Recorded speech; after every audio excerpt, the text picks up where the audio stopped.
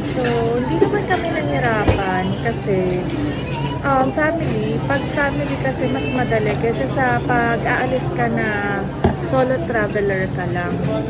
Tapos yun, ang tinanong lang sa akin kung kailan ako babalik. Kaya lang, sadly, siguro dahil nga peak season, pero ang dami talaga, ang haba ng pila, ang tagal namin.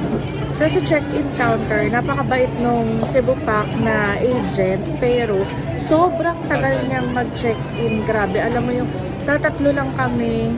Ako, si Miggy, si Mickey, pero God, grabe. Sobrang tagal, parang 20 minutes kaming nakatayo doon. Tapos, binabalik-balikan niya pa. Ewan ko kung anong binabalik-balikan niya, hindi ko alam. Kaya, ayun, yun lang yung medyo, Pero, all in all, okay naman. Yung immigration officer din, mabait. Yun. Wala naman kaming horror story. Thank God. Sabihin mo sa kanila, tanggalin na yung sinturon nila bago sila pumasok ng Ayun. Thank God talaga. Tapos, ayun, sabi ni Kuya, tanggalin niyo daw yung sinturon niyo bago kayo pumasok ng check. Ano yun? X-ray. Yun. Final X-ray. Akala ko nga naka-jogging pants ako nakapantulong pala ako nun. Pero hindi dito yung niya na yun, yung experience niya na yun sa Vietnam. Yun. Kasi medyo mahigpit sa lato. Ayan na yung food. Kaya di ba tayo two side? One side lang. Sorry. Parang one side lang. Anak, atras mo na. Sorry po. Mami, bakit two side din? So, bye! Eat muna kami.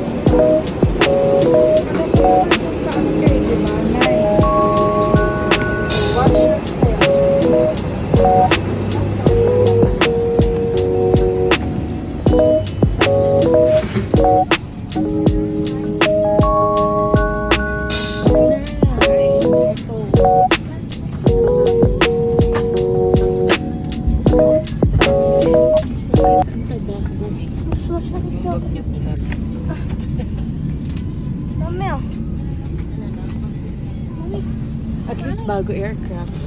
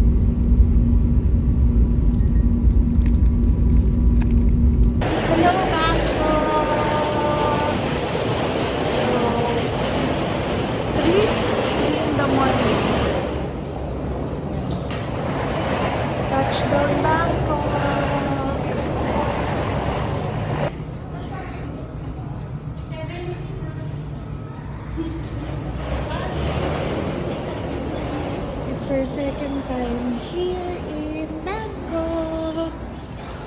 So,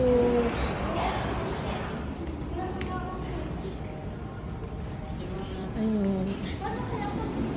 Sad lang kasi wala sila ate and si JD. Pero so far parang ano no, isa ang Bangkok sa the best places na napuntahan natin. No? Except sa floating market. Namunti kami pakain sa buhaya. Hindi ko talaga babalikan yun. Yung elephant, babayasan mo natin. Of course. Of course daw. Basta wag lang dun sa ano. Floating market. Diyos ko. Gusto ko pang mabuhay ng buo ang parte ng katawan ko. Bakit tayo ipipid sa ano? Bakit tayo May ipipid sa sensor kasi din. crocodile? You stay on one side, guys. Katulad lang yan sa Korea. Grabe, sobrang laki ng airport nila dito. Napakaganda. Yung tatlong terminal ata yung tanda ano natin bago tayo makarating dito. Ilang countries yung dinaanan natin. Kung Wow, ilang countries. oo, ang dami tayong Ilang countries. Nandun nakikita ko sa window, gumaganito. Ano nakalagay? Vietnam, Cambodia. Yung parang sa world map, nakaano dun sa ano. Baka daw kayo. Yun yung maganda sa kanila, may nagsasalita bago ano. Sa Pilipinas wala eh. Mami, paano sa Hayaan lang babae? nilang madapa eh. Grabe ka naman sa bansa mo. Paano sa Wag ba yaba? paano sa babae? Thank you. Napakaganda ng ano nila, Mami, paano napakalaki. sa babae? Pag babae, thank you. Baka po Thank you. Hello, yun eh. gagong ka po sa lalaki. O baliktad. Mami, ano thank you mo doon sa babae? Ano? Napungkap? Gapon ka. Tapos gapon ka. Sa lalaki ka? Napungkap? Yung sasabihin ko sa invitation. Hindi kami makakapunta ng Chiang Mai kasi wala yung dalawa. Yung ano, Pag pumunta kami ng Chiang Mai, dapat kasama namin yung buong yung family. sa sinasabi mo Tsaka mami, may yung pasok gusto na mong kasi. puntahan. Saan? Yung parang building na parang ano. Sa Mahanakhon.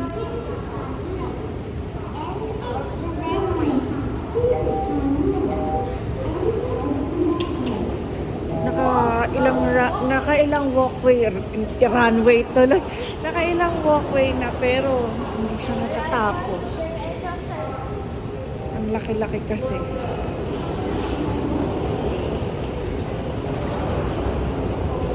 Ito yung isa sa mga ayaw ni Mama sa airport na malaki. Kasi ayaw niya na maglakad. Ever since na napilayan siya, ayaw na niya maglakad ng malayo. Pagkasama natin sila, ayan o, ganda, puntahan natin. Tumak. Island. Saan yan? Oh, ayan ang host nyo na hindi nag-aral ng lines. Mami, yung gagawin ko po yun, naka-ano lang po, nakalink na sa akin, binigay lang sa akin yung link. Yung picture naman na sinend sa akin eh. Tama na paliwanag. Yung sinend naman sa akin na ni Mami Kati, yun yung mga ano nung ano, brand. Eh kaso nga lang, wala nga rin. No longer.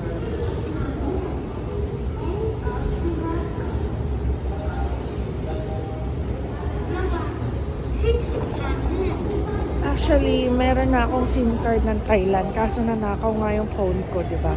So, I have to buy another one. May sakit nung paa ko ngayon. And hindi ako nagpalit ng money sa Pilipinas kasi mas mura dito. Ay, mas mura. Mas okay dito magpalit. Mami, sobrang sakit mga may connecting flight, transfer desk. Diretso pa mami, immigration. Namiss ko tuloy magtrabaho sa airport. Kaya lang napakahirap. My goodness. Kahit may bagyo, kailangan mong pumasok.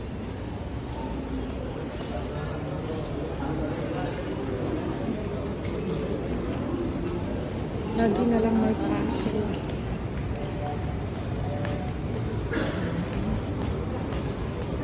Transfer desk.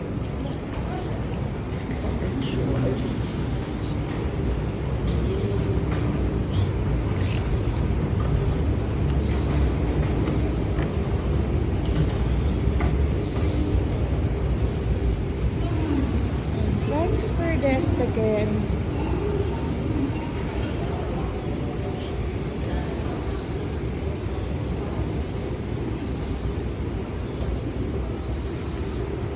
Keep on right.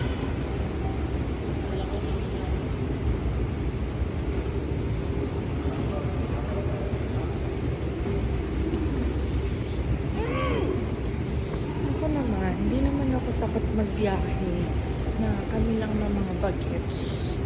Parang adventure.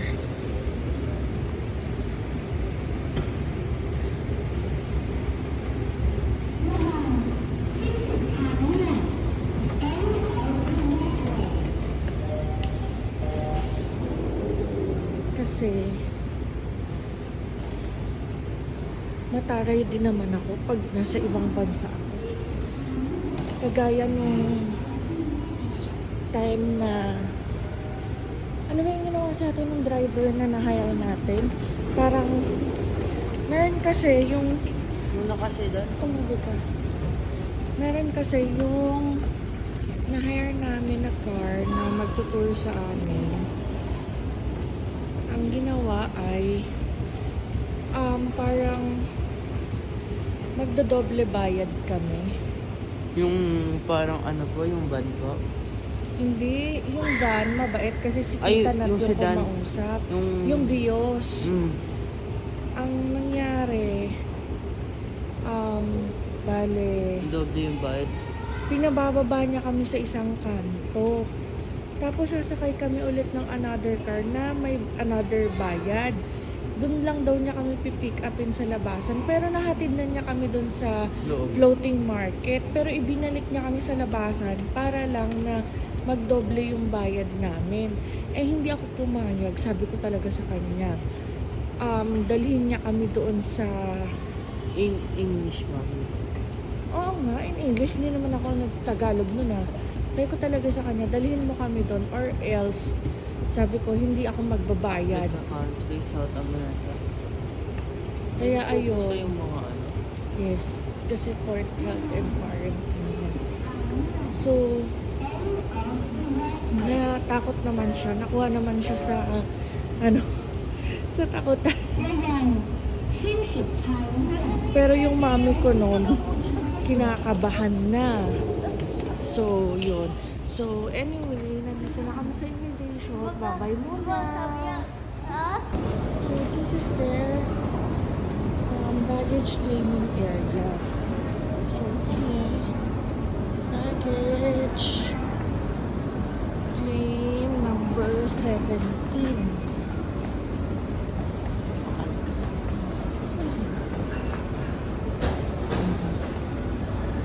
Seventeen times 17. So, feeling ko, last to load kami kasi nauna kami sa check-in. So, usually ganun yun. Pag nauna ka mag-check-in, yung bag mo, Mami, lagay ko. huli din. Yun yung sad part of being the first passenger to check-in.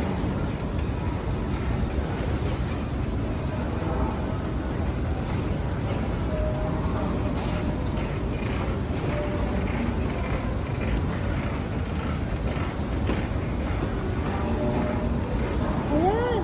Thank you guys for our bag.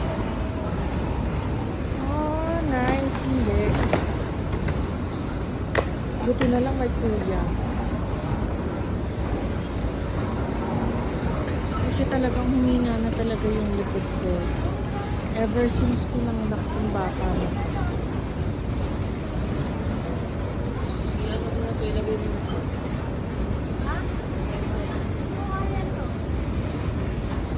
Can you hold the cart?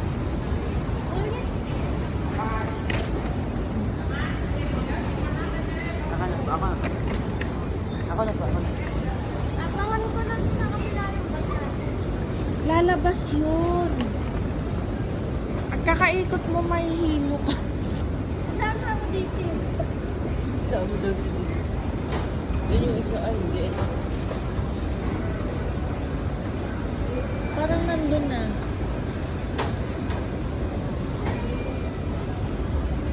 Sige, nang mahilo ka, mamaya, hindi ka na makakapag ano.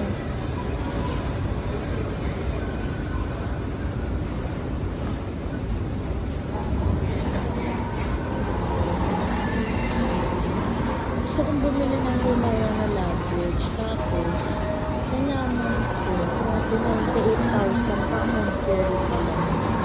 So, hindi siya practical. Hindi na lang hintay. Tama ng pang Samsonite na lang tayo.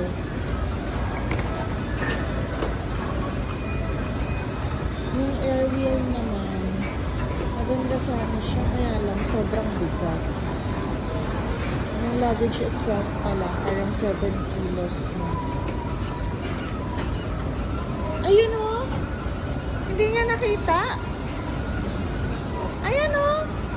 Naka ano? Hey! Gel, ito! Here! So, yun. Hindi nila nakita ang bagahe nila. Diba? Asa na si Colette? Umiikot tayo, no?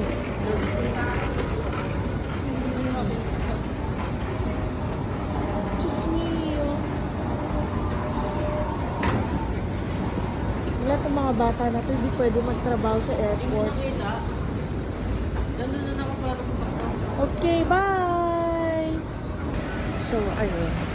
Short story lang. First time namin dito noong April, napagalitan ako ng immigration officer. Kasi sa Manila, hindi naman pinaalis yung salamin. Dito, pinaalis pala. So, hindi ko inalis. Ayun. Nagalit siya sa amin. Pero ngayon, mabait naman. Okay naman yung experience.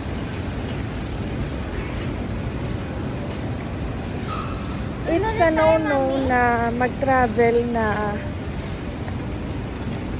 wala kang cash. Kasi, paano kung hindi kumana yung ATM mo? Tapos, based on experience, nung nag-withdraw kami, mas malaki yung yung charge sa bank. Ewan ko siguro hindi ako sanay. Pero, yun, mas malaki yung charge sa bank. Tapos, mas mababa yung palitan. Unlike kung magpapapalit ka na lang ng money. Tapos, sabi, medyo mas mataas yung palit dito compare sa Pilipinas. Kaya, ang ginawa ko, hindi muna ako nagpapalit ng pera sa Pinas.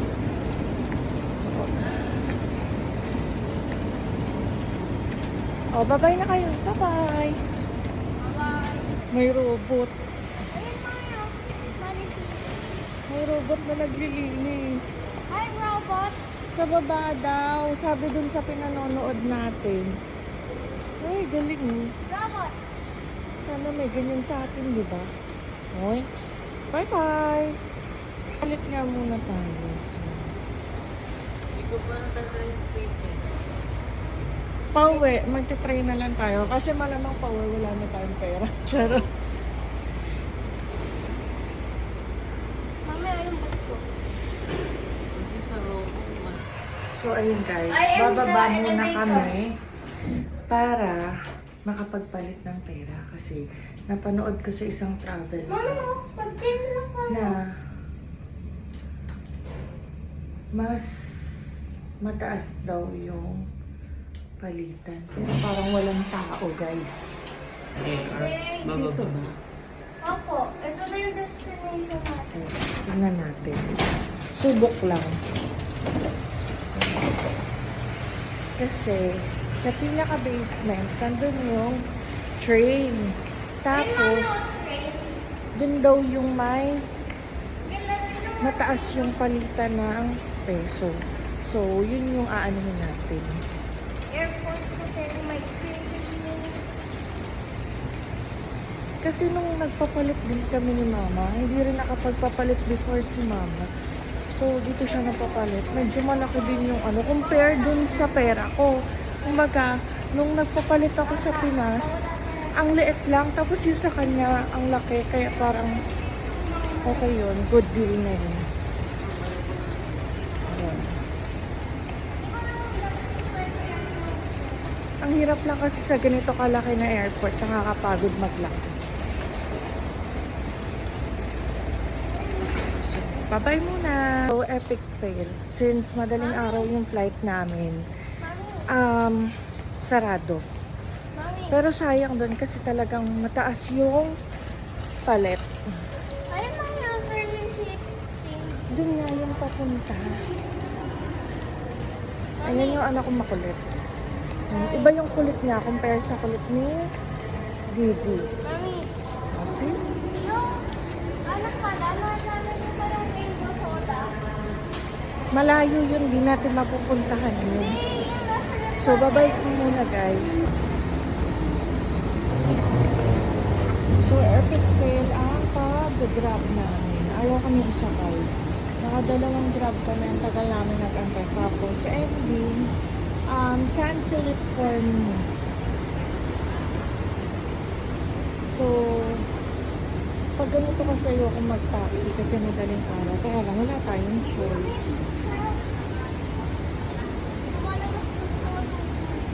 Wala tayong choice. So, kailangan natin mag-taxi. paulit ko.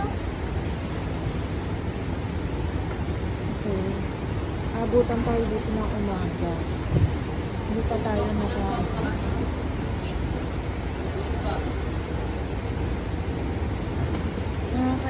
nakakainis talaga.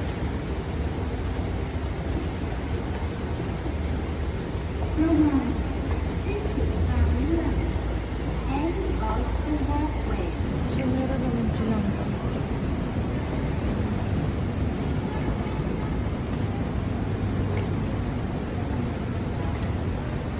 so, may mga kiosk naman. Kaya lang syempre, iba kasi pagla. So, wala tayong choice. Magkakamatin ako.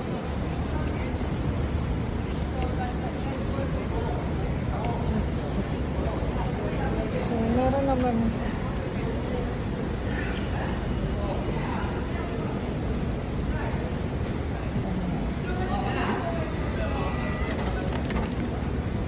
so, ayan. Nandyan yung ano.